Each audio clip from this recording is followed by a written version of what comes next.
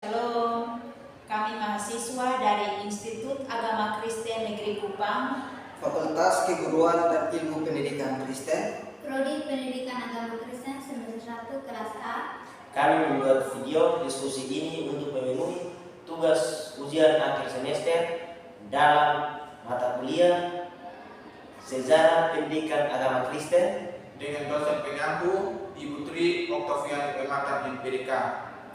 Selamat menyaksikan.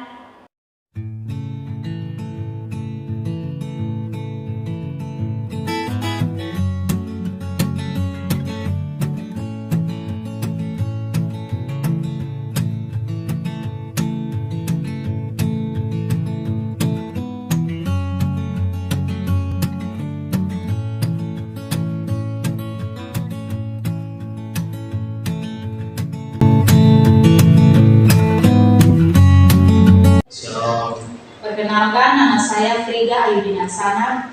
Di sini kita akan berdiskusi mengenai salah satu tokoh sejarah Pak, yaitu Ignatius Loyola. Nah, untuk pertanyaan yang pertama, coba teman-teman jelaskan bagaimana perjalanan awal dari tokoh Ignatius Loyola. Baik, saya akan menjawab pertanyaan Kakak Ayu tentang bagaimana perjalanan awal dari tokoh Ignatius Loyola. Ignacio de Loyola atau Ignatius Loyola lahir pada tanggal 3 Oktober 1491 sebagai anak bungsu dari 13 bersaudara dan hidup di keluarga bangsawan. Loyola di wilayah Basque, Spanyol, dan di waktu kecil menggunakan nama Inigo Lopez de Loyola, dan di kemudian hari nama baptis Inigo diubah ke bahasa Latin menjadi Ignatius.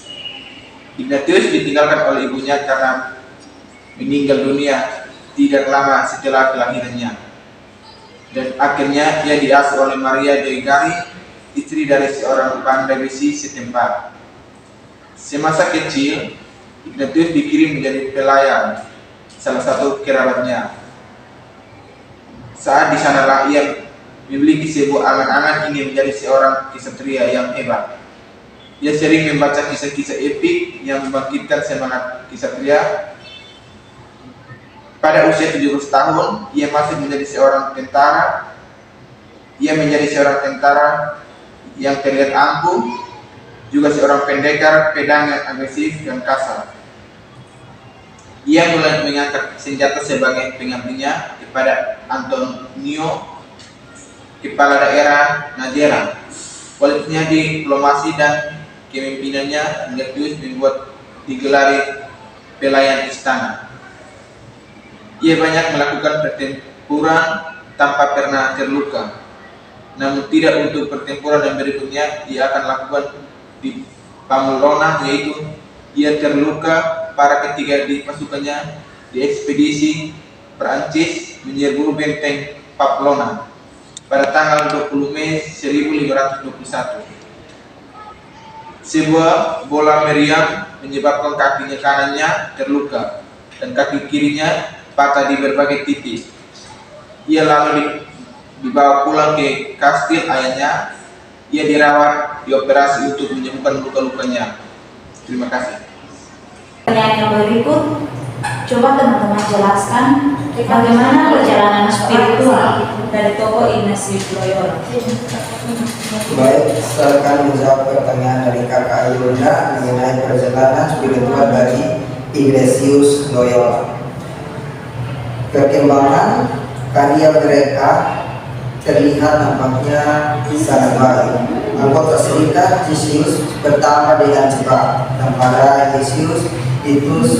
Baik, terima kasih kepada Kakak Martinus yang sudah menjawab pertanyaan mengenai perjalanan spiritual dari tokoh Ignatius Loyola. Selanjutnya, untuk pertanyaan yang berikut, coba teman-teman sebutkan pemikiran-pemikiran dari tokoh Ignatius Loyola yang berhubungan dengan pendidikan agama Kristen.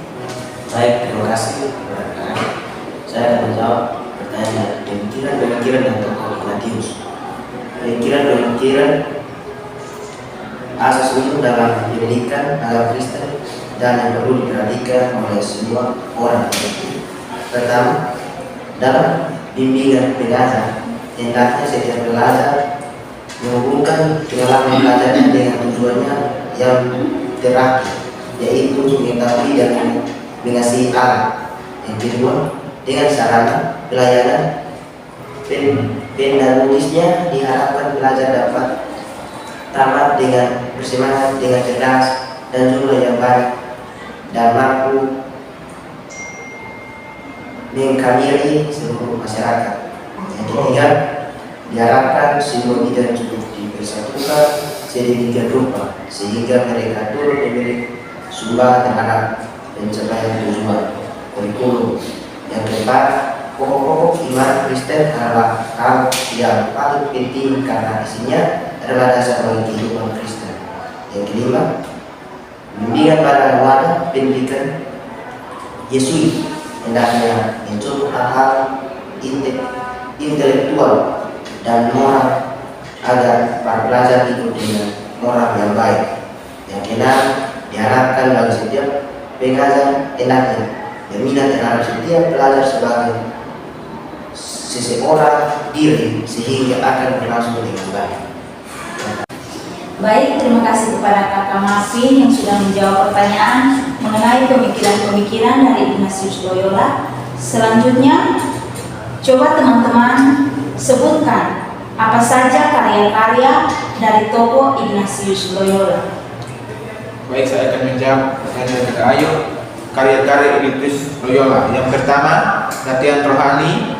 Yang kedua, mendirikan rumah Marta. Yang ketiga, pendiri Ordo Suci Jesu. Yang keempat, mendirikan SMP SMA Yesuit.